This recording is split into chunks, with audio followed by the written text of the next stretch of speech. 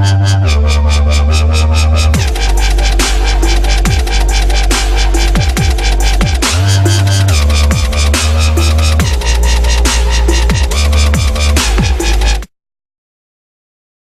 hello and welcome to another edition of our results show here at GPVWC. I'm Michael Pitman, and with me I've got Mr. James Kirk and Lewis McGlade for the next 30 minutes. Say hello, chaps. Hello. Hello.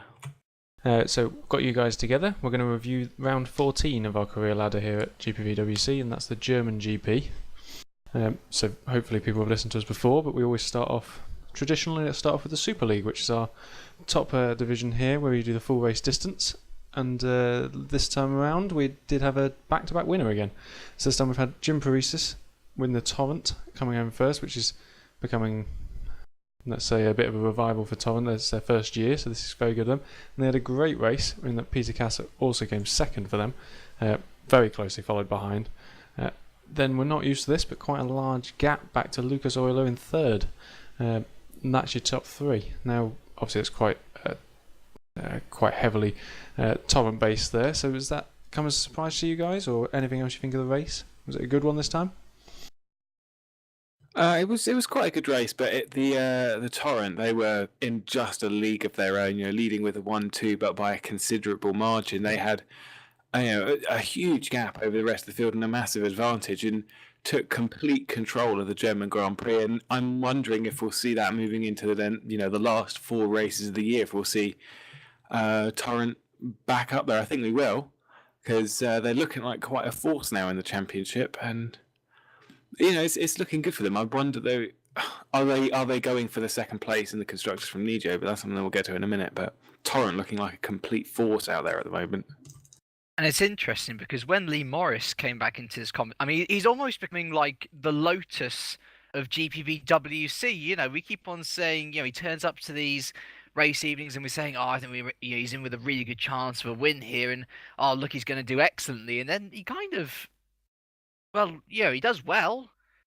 He got a fourth, but he doesn't win it. It's almost like he's subdued a bit. And as Lewis says, he's. Sorry, he only finished 2 seconds or so behind Lucas Euler. That's, I think he'd have taken that if you said it. How far behind the winner was he, though? That's what we're talking about here. Yeah, over 30 seconds. 33 seconds behind he was, yeah. You look at that and I suppose they won't be happy with that distance, but like Lewis said, Torrent just in a world of their own almost this GP. It was started to become a little bit embarrassing for the others. And Ruud Heesterbeek as well. Heesterbeek just had an awful round by his standards, finishing sixth. We were expecting him to be challenging Lucas Euler all the way, and Euler's third to Heesterbeek's sixth. It just shows how consistent a guy. Look at these results. I've got the wiki page up here. Lucas Euler has had one retirement in Malaysia. That is the only time he has not been on the podium. Really, Heesterbeek needed a podium to be able to even try and stay in touch with Euler, but now looking at it, nearly 30 points behind, looking like the championship's only going one way, really. Agreed. There's I don't know much more that Heesterbeek can do unless he has to start winning races and has to have someone like a Paresis or a Castle that's going to move Euler down a couple of positions. But to do that, Heesterbeek needs to be in front of those two, which, he wasn't in Germany. He was quite a long way behind. I don't know if Heesterbeek's got the pace now or the determination to bring it back. And, we've got 4 rounds left of the championship. There's still quite a few points on the table. But if Euler finishes second in all of them, Heesterbeek finishes first in all of them, well, Euler's still the champion. He's double champion of the Super League. Do you guys not think then that Ruud Heesterbeek's got a chance of winning these races? He's won 3 races already this year. Are we writing it off and saying Torrent got it now? I do think he's got a chance of winning the races, but I don't know if he can pull it back to Euler. It's not that he... it's right. I basically agree with Lewis.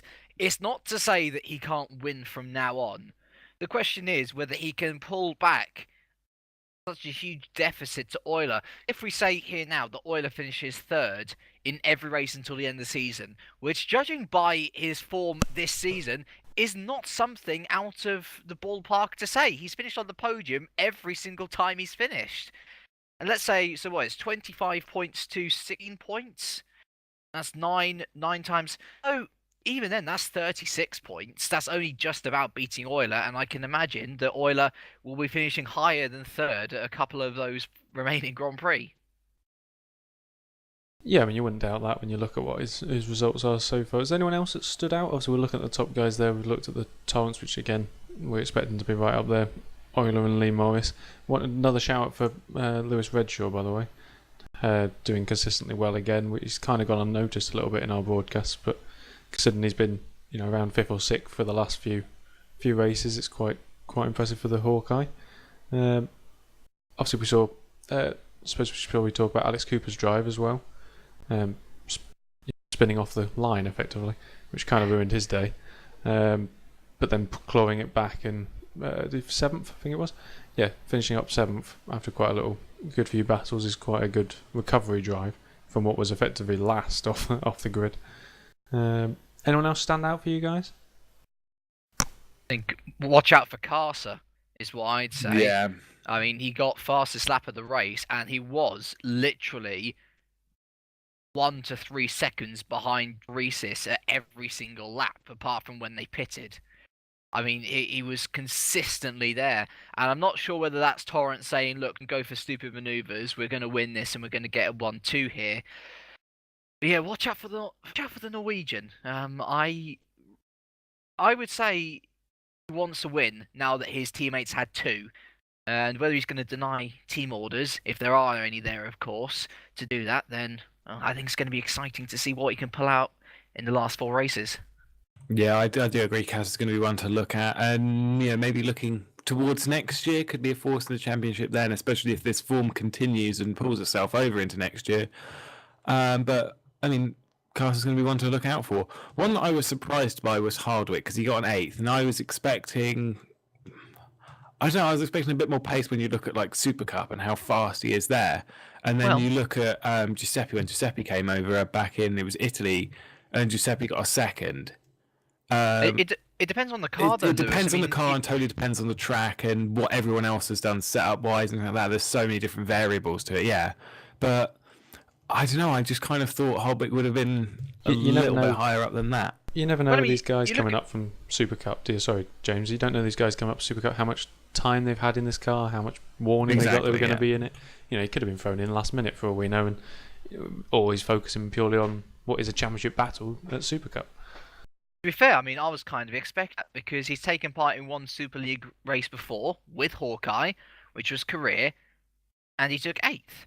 But what we've also got to remember here is that he's taking part in a Hawkeye. Now, the Hawkeye by no means is a bad car. I mean, Redshaw was in 3rd for a good chunk of the Nürburgring race. It's slowly becoming, if we sort of say that Nijo, Torrent, and Midnight Motorsports are the top 3 cars, Hawkeye has very quickly become sort of like the best of the rest. But, Ranieri was in the Nijo. In the Nijo, yeah. And that was a race-winning. That is a race-winning car still. It might have had an off weekend at Germany, but it was a race-winning car. And so I was expecting Hardwick to be around the sort of midfield area in 8th. I think he did a good job there. And I wouldn't take too much from Ranieri getting 2nd. Very impressive nonetheless, but it wasn't a race-winning car. One other little shout-out I wanted to give was to Harley Hamnet as well, qualifying 8th and finishing 10th in the ST. Is another good drive from him in that car, particularly, as we were talking about which cars are top cars and which not so top cars, should we say. Yeah, that was a good little drive from him. Very impressive. He's really sort of brought ST back into contention. Everyone, sort of 2 teams that everyone's been kind of saying, not going to be here next season. We're looking obviously at Constant and ST. In that respect, Harley Hamnet is single-handedly bringing ST back into contention for some really good points and a good finish here. And fair play to him. He's really, really impressed everyone. So much so that he's in the CSG fold in World GT and until the end of the season, obviously WSS. Yeah, I think he's definitely done well and has proven himself as someone who can drive and score points and put himself up in the right position at the right time. And I think that's something that if I were a boss in the Super League, that'd be something that I'm looking out for. Someone who can pull points out on a consistent basis. Someone who's a quick driver, but has a lot of work that can be done to help and things like that. So I think he's done well in Germany. So shall I quickly go through the standings that this leaves us now? So we've got it hasn't changed an awful lot at the top, but we've got Lucas Euler still at the top there with 273 points. Ruud Hesperich there in 246 points. And then Peter Kasser, like you were saying, at 168 points, quickly followed by Jim Paris, his teammate, in 162. So that'll be interesting to see how that battle pans out. We've still got Dave Carl Smith there in 5th, even though he stopped racing. Alex Cooper in the other midnight there at 146 points. Lewis Redshaw, like we said, consistently picking up points with 107 there in 7th. Tom van der Voort with 97 points, with unfortunately another retirement today. Jason Muscat, actually he had a good drive as well this time around, bringing in 9th, getting to 84 points in 9th. And Lee Morris rounds out the top 10 there with 64 points now, taking over David Junt. And if you think there's going to be a lot of change, I know we've briefly gone on it, but I mean the one that strikes me is going to be the 2 Torrent cars, which way they end up come the end of the year. Well, as I said, watch out for Carcer. I reckon it will either be Paris continuing his current string of wins next time out, or possibly Carcer starting a new string of wins. Either way, I do think that the season's only going one way, and I don't think we'll get one single winner until the end of the season. There's only 4 left. Yeah, no, it's been a trend where as soon as someone's taken a win, such as Paris, they've gone on to win again the next week or the next race, next 2 weeks after that. So yeah, that's been a trend throughout the season. No one's had a single win. It's always been a string of them. And so I think if Carcer's going to win in the US, then he'll go on to win a few more maybe. But Torrent just look like they've got their car really hooked up at the moment and sorted. And if they have that in the US, then I think that's something that we've got to be looking for over the next, over the last 3 races after that. So we've got 4 races left, and that'll be something that we're looking out for because they look really, really strong, like scarily strong at the moment, which is it's good for them. And that, as you guys were saying, obviously it does help Lucas Euler in the end of the day, probably to keep that title, because he's got that much of a gap now over Ruud Hesperich. So let's have a look at the constructors while we're at it as well. So Midnight again, still up there with 426 points. We've got Nijo there with 371. Slightly getting caught, I suppose, by Torrent there at 320. There's a big gap down to Norgen with 220 points. Hawkeye sit there sort of the best of the rest, like you're saying, at 168. Red Archer with 146. The Kerno brings in 87 points. Woods in 8th with 66. Green Stripes with 30, and Phoenix running out the top 10 with 27. Do you think there'll be a lot of movement there as well, lads? Watch out for ST. Obviously, ST down there with 18 points. Yeah, I would say watch out for them to take over 11th. Halcyon obviously retired early. Constant. They had that little flourish of Parker, really excelling after that. Maybe watch out for the battle between Phoenix and Green Stripes as well. I know that's starting to kick off because Phoenix has been pretty impressive. Other than that, I wouldn't see too much movement, I don't think. I'm going to say keep an eye on Torrent and Nijo, because if Torrent do have this pace, then I think they'll be creeping right onto the back of Nijo in second. And just looking at what happened in Germany, and even really in France, because that was quite a nice show with the first and the fourth. I think Torrent could be up for that second position in the constructors. Yeah, I'd probably agree with that as well. So basically, to summarise the Super League German GP, we've come out of this going Torrent, oh my god, Torrent, Torrent, Torrent. Is that basically it? Yeah.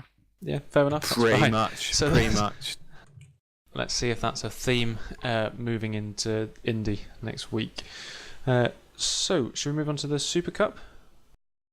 Yeah, absolutely. So with the Super Cup, it was Pretty much deja vu all over again. Giuseppe Ranieri, not with his 4th Grand Slam. We found out the Grand Slam actually means something different to the hat trick. Grand Slam is leading every lap as well. So we apologise. He's got his 4th hat trick in a row, winning the Nürburgring Super Cup race by quite a margin. From Oscar Hardwick, who had a really good drive, actually had a 10th-place grid penalty from Manny Core, starting 12th and still finished 2nd. Really good drive.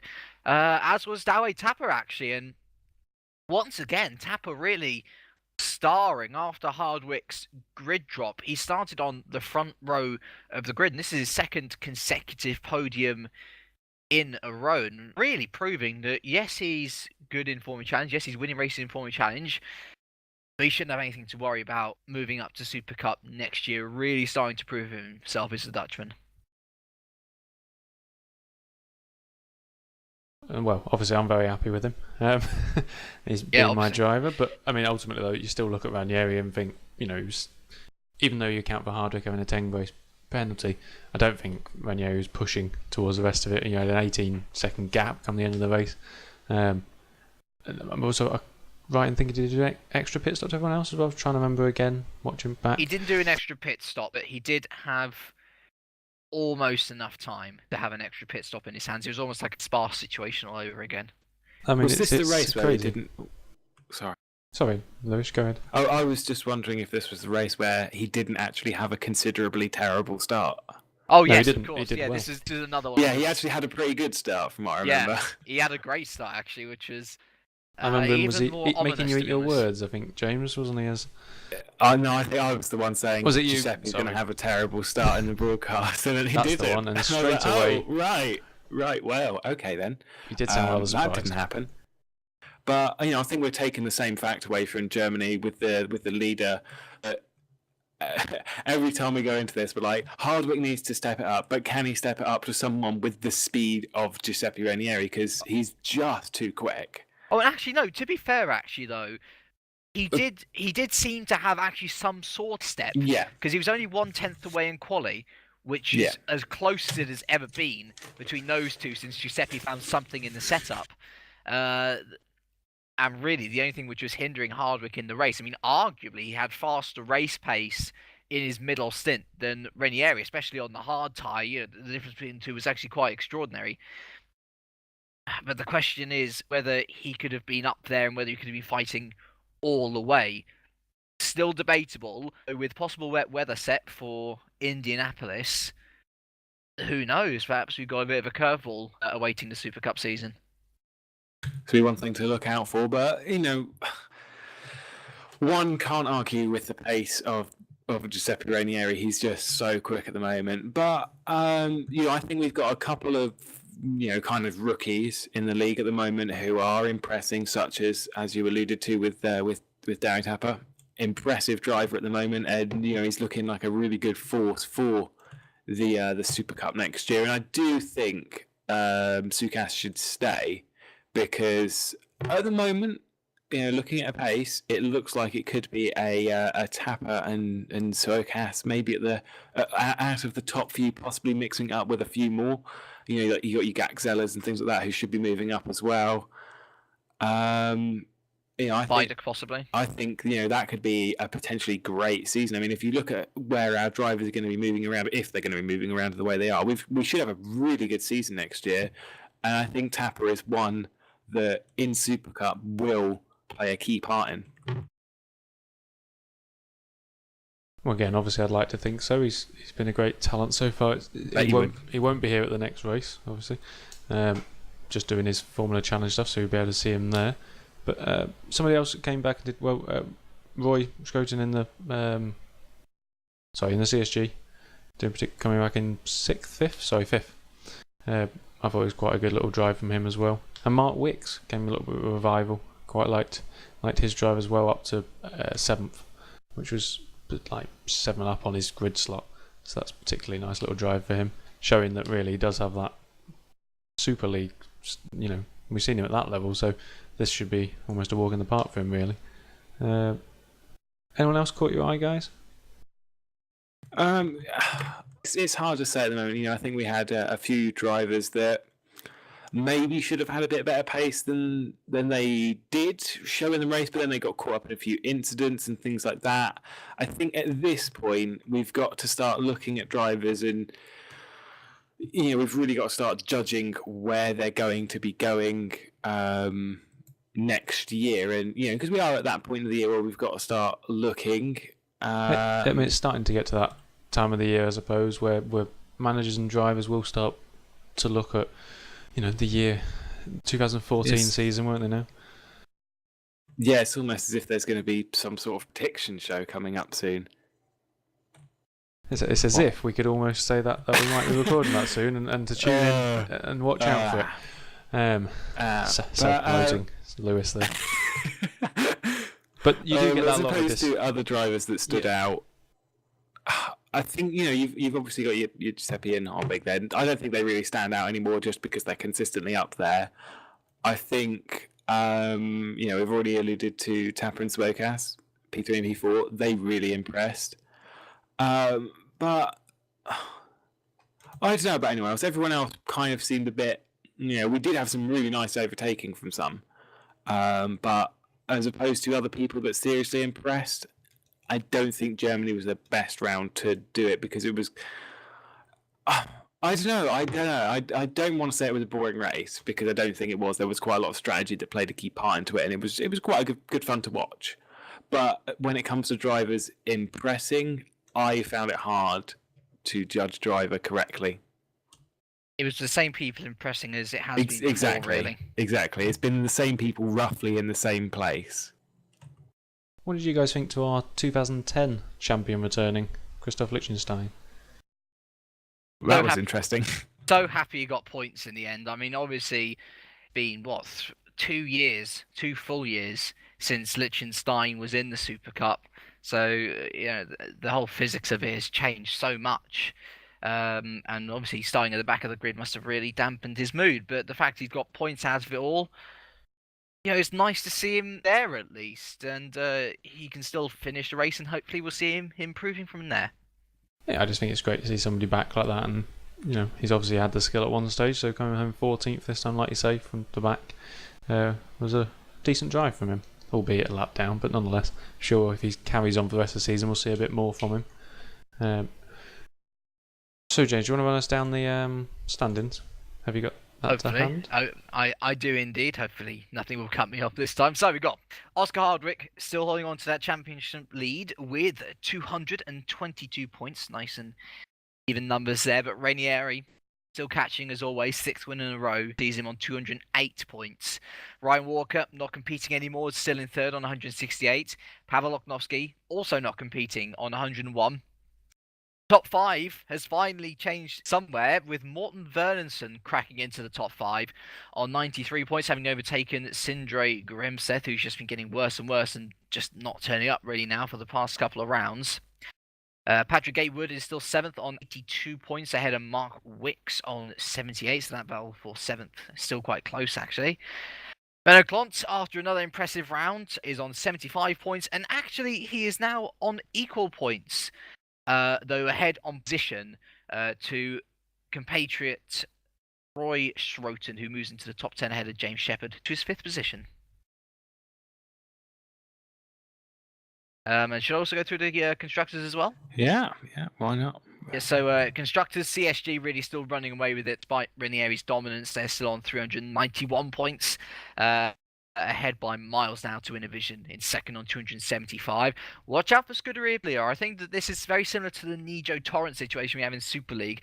Can Basilia catch Innovision by the end of... Has he gone again? I think he has timed out. I think it's then that he was trying to say that can they catch him before the end of the year. I'll keep running it down for him. So 4th, we've got Multiforce with 201 points.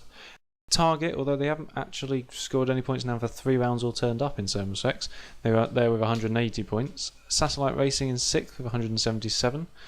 My team, obviously, Vodball Racing there in 7th with 156. Ahead of Street Fighter with 106. PP Dynamic with 60 points in 9th, and Fox Racing and PB Racing equally on 49 points, but again, due to the 6th place finish in, was it Malaysia? I think they've Fox are ahead officially. Have we got you back, James? Accidentally pressed mute. Well, that was really stupid, James. That's like a really good Lewis thing to do there. God damn it. Yeah.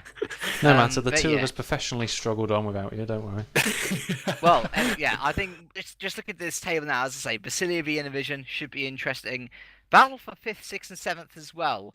Can Vodball catch Target and Satellite? Because both those teams, after having really strong starts to the year, now absolutely floundering in the marshes, so to say. Is that a saying? Well, yeah. I mean, it is now, Lewis. It is now. Okay. I'm going to use that from now on. Floundering in the marshes. I'll use that as an next broadcast, and then it's fine. Good. Excellent.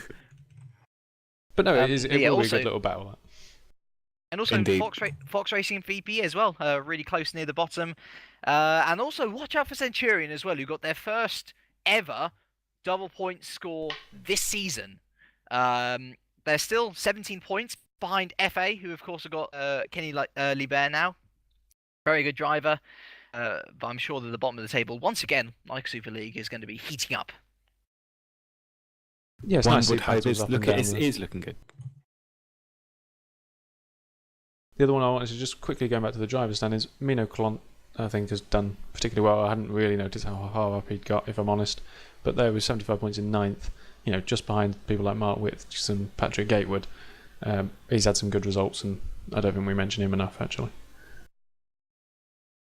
Yeah, it was definitely a good result. So I think Clont is one to look out for next year. Maybe if some of these the fast guys move up, he'll be one that's hopefully got some decent pace and is fighting in the high. I don't think he'll be going for the championship, but I think he'll be fighting in the higher reaches of the points, which is good.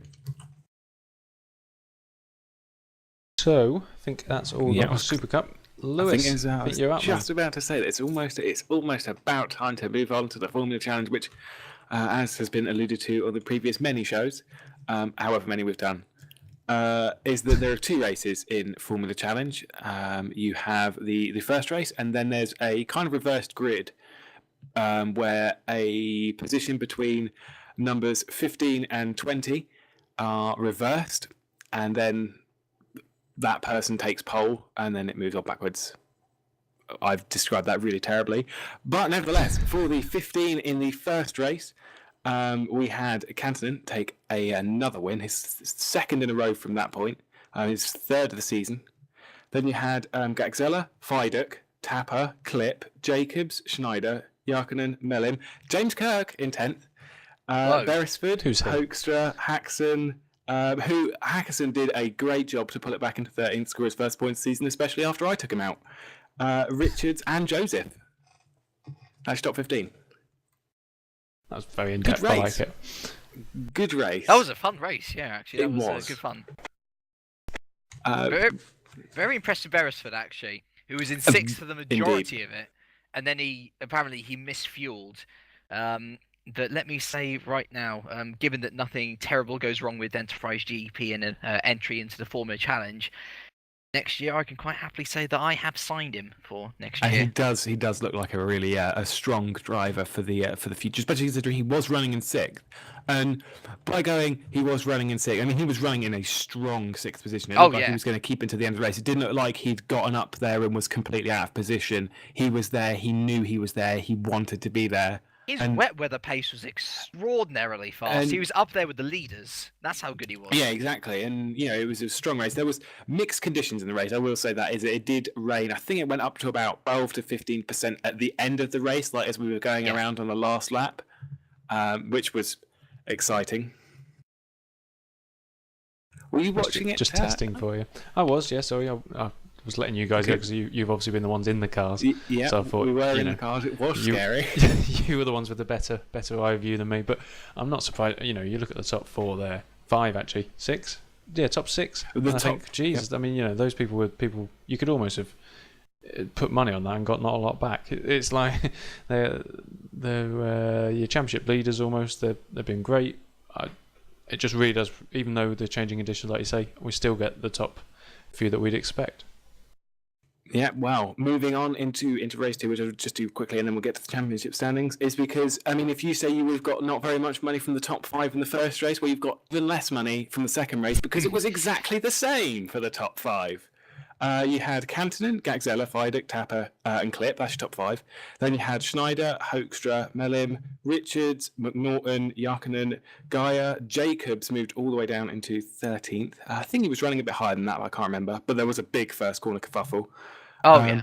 Then it was Brewster in 14th and Silver scoring his first points in 15th. And I started from pole, which was very scary. And how did you finish? I had a jump start, which I will put part blame down to Gidhud, because it was flickering, and when it flickered at one point, I thought it went green.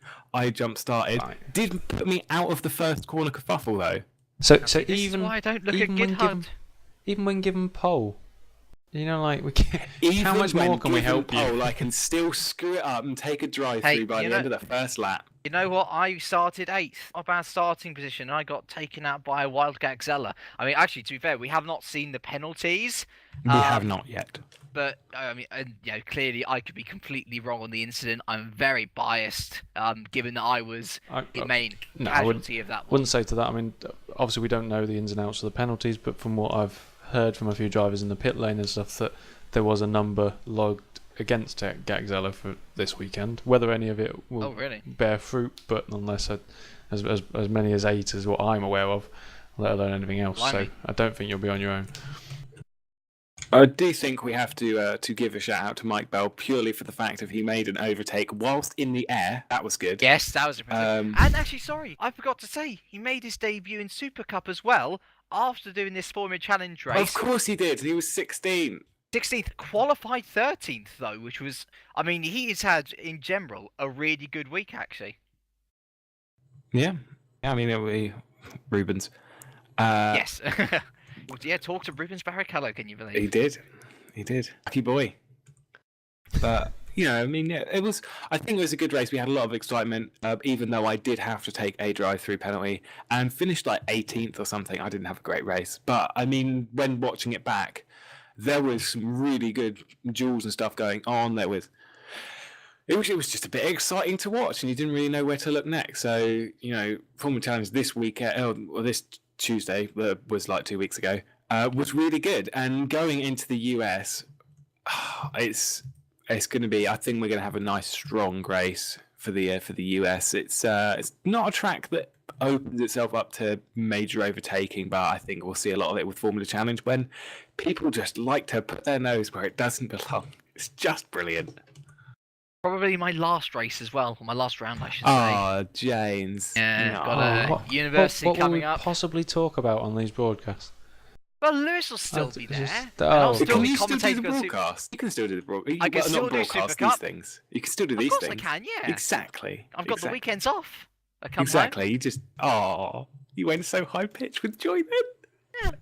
But yeah, I mean, bringing it back to Formula Challenge, lads. Yes. Yeah. Just want to say, I mean, you know, it is, even though you didn't necessarily explain it that well, I think race 2 having a reverse grid to then get the same top 5 again just shows how good those guys are. Very unlikely, but shows some serious skill between the top 5. Shows that everyone else is just terrible. Star driver, though, I think, is Matt Clip. I mean, there's some races where he's just completely off form. Really good drives from him at Nürburgring, but equally from the top 4, because those top 4 were battling with each other within about 4 seconds of each other for both of those races. Yeah, it was a great display. I mean, it was a... Would you say that it's the perfect club at the front? Well, between those 4, I mean, there's a couple of other drivers that you could shove in there. I think, you know, if you'd have chucked Tom Jacobs up in there, I mean, considering Tom Jacobs is third in the championship, he should have been up there, arguably, but wasn't for pace reasons. I mean, we've said this before far too many times. At least he's scoring points now.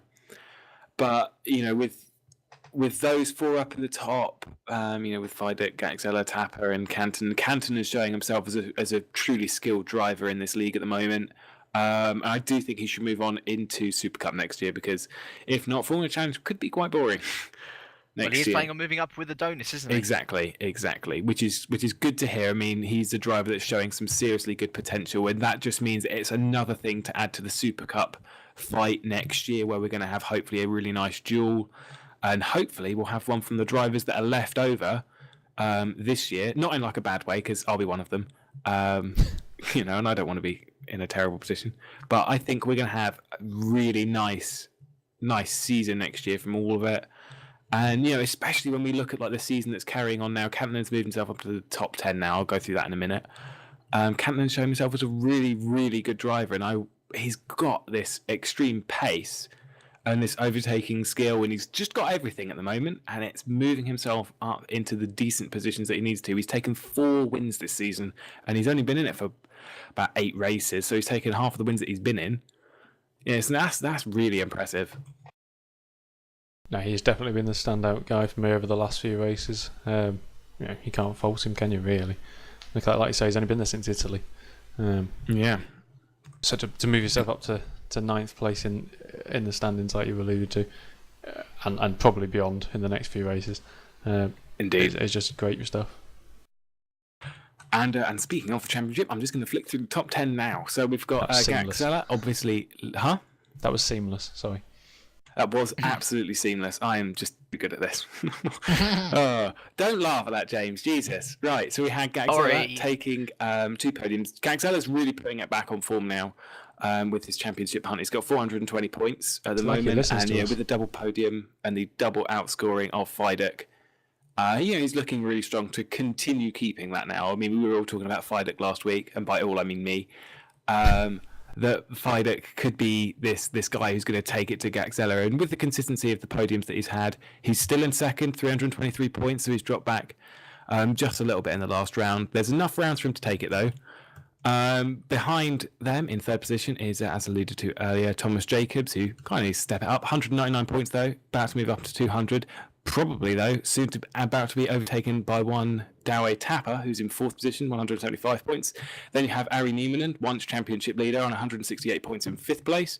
Pedro Malim in sixth on 167. Then you've got Matt Klipp on 156 points. Adrian McNaughton. And then Kantonen, who scored his fourth win of the season there, and is on 134 points, so he's not very far behind McNaughton, who's on 137. And then to finish off the top 10 is Paul Joseph, who has 125 points. So things are looking good. Things are going to be moving about a bit before the end of the season, and I think we'll see quite a lot of chopping and changing. And I do think Tapper is going to finish the season in third. Kantonen could potentially move up into that fourth position, I think. I think Kantonen might just miss it and end up fifth if Jacobs can keep scoring a few points. If Jacobs decent enough, yeah. But I think you're probably looking at he could probably get ahead of Nieminen up there, and ahead of Malim and Matt Klipp and such. But it's ultimately at the very top there. I think Gaxella listened to us in the first few after our first couple of broadcasts, and he stepped it back up and he's got 100 odd points in the bag. Is it's not unachievable by any means, but it would require him to have a few accidents or outside the points at least. We need to see what the culmination of these penalty. Agreed. We do not know what the penalties are yet, and I believe he's very close to some sort of ban on his license of some form. That's mainly because the one race ban that he had back from the second race in Turkey, where he'd had the intentional wrecking, so that's where he gained 5 points. He is getting close to things on 6 points in his license, and your maximum is 10, and then you get banned temporarily. So it's not looking too good. I think even then though, with 100 points ahead, you think he can afford to not run a race. You say that. There is for the last 4 rounds, if Fidek were to take the win in all 4, which he doesn't need to, that's 200 points. By the end of it, theoretically, Fidek could be outscoring Gaxella by 100 points. Exactly. Even now, he could do it quite. Well, I would say quite easily. This is Gaxella we're talking about. Well, yeah. I mean, even if you look at the worst case scenario, even if he managed to get, which I can't see happening anytime soon, in getting himself right up to the point where he gets the ban. I think if 3 race ban's the longest they do, something like that. Yeah. As a first instance, so even then, what you're talking then is at 150 points, assuming that he doesn't get, at the moment Gaxella's beating Fidek, so you'd think he'd gain a few more points in the next round. Like I said, that's worst case scenario. That assumes he amasses an absolute load of points in this round and the next one. I mean, as much as I think Felix making a good game of this, I still think this is Gekzela's championship, unfortunately. Agreed, and as seamless goes, this one isn't very much. So we're going to move straight on to the constructors. At P1 is Simic Motorsport, 619 points, which is a good amount of points at this point in the championship. And then you've got Storm Racing behind, that's Gekzela's team. They're on 557, so those two are quite close at the top. However, then we jump back to Royal Blue, who are in third. Now I'm quite shocked that they're in third, but they've been scoring some seriously consistent points throughout the championship, which is really good for them. That's moved them up into third. 281 points they're currently on. And then you've got Kayala in fourth position, 278 points. And then Adonis Engineering, who I think will be moving up the championship. That's Canton's team. They are on 256 points and in fifth. I think we'll see quite a bit of movement around. But then you've also got Tanskanen in sixth. That's part of the Vodball thingamabobble. Yep, I know my stuff. So they're on 245 points in sixth position. Then you have United Racers. That's Tom Jacobs and Cameron Brewster. Tom Jacobs needs to step it up if he wants to keep third in the championship, or even fourth, really, at this stage. And he is in United Racers in seventh position through 237 points. Then we have a little bit of a jump back to Optimum Sim Racing on 132 points. Also to Automotive on 125 points in ninth. And then Multi-21 Racing Team in 10th position on 109 points. And that's all of the Formula Challenge. Back to you, Mike. Back to the studio. Back to the studio. I mean, I was going to say, though, guys. Why not? We've got Simic and Storm there. They're the two, aren't they? Let's be honest with this. And then you've got your little battle with the 4 or 5 teams behind. Where was you saying, I took a punt and say Gekzela would win the drivers. Do you think Simic or Storm? To put you on the spot. Simic. Fair enough, lads. That's quite quite unanimous, Simic isn't it? Have a nice barrier at the moment, and although Storm have Gekzela, they also have McNaughton. That's not saying that McNaughton is a terrible driver. I mean, he does score points, but whether that's consistently high enough when Simic have two quite good drivers. I mean, obviously Germany was a bit of a one-off. 23rd and 25th. Was it Warren? Ben Warren? Ben Warren, yeah. Yeah, it was. I was just wondering if they had another driver because he was really off form in Germany. Probably caught up in a few instances though, and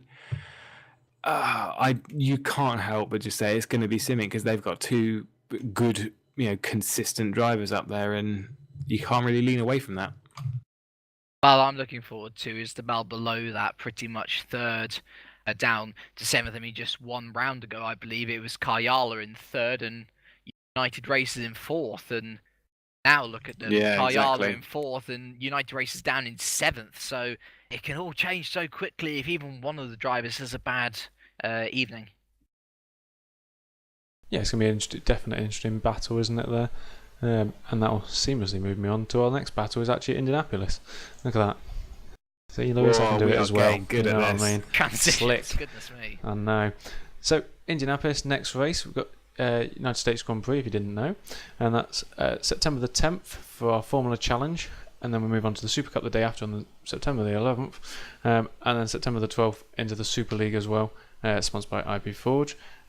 Just a little small note to you guys as well, before you see us again, we'll probably have started the side issues of the Masters, and we have got the GT Cup as well, just if you're interested in those as well. Do look out, there's not something happens every week here, not just every other week like we talk about. So hopefully you guys can join us there. I'm sure that you also can have a good gander at Lewis and James's last race. Everyone tune in for that. Everyone tune in for that at least. Let's hope he at least makes it to the end and makes it long for us to watch. Yeah. So that'll be good to chat about next time. But unless there's anything else from you guys, I think that's the German GP at GPVWC, and we look forward to seeing you all next time. Thank you, chaps. I've been Michael Pitman. Thank you to James Kirk and Lewis McGlade here as always, and we'll see you next time.